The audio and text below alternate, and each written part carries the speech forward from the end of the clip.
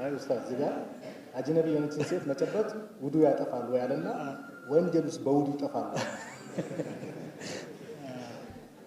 አንዳንድ ጥያቄዎች ለመልሱም አቅጣጫ እየሰጡ ነው የሚጠይቁት። በዚህ መልኩ ቢመለስ ይሻላል ብሎ የሚያስቡትን ማለት ነው። እንዲህ አይደለም። ሸሪዓው ደግሞ ነስ ላይ ተንተርሶ ነው መልስ የሚሰጠው። አጅነቢ የሆነ ሴት እንኳን መጨበጥ ማየት ቁርአን ይከለክላል አለ። ሱረቱ ኑር ላይ እኮ በግልጽ አስቀምጧል። ቁል ሊልሙእሚኒነ የጉዱ ሚን አብሳሪሂም፣ አይኖቻቸውን ይጨፍኑ ነው የሚለው ባለማየት የማይገባቸው። ወየሕፈዙ ፍሩጀሁም፣ ብልቶቻቸውንም ይጠብቁ ነው።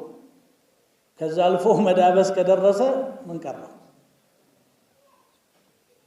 ስለዚህ መንካት ክልክል ነው። ይሄ ውዱም ያፈርሳል። في قول كثير من أهل العلم ሴት መንካት ውዱ ያፈርሳል። አላህ በቁርአኑ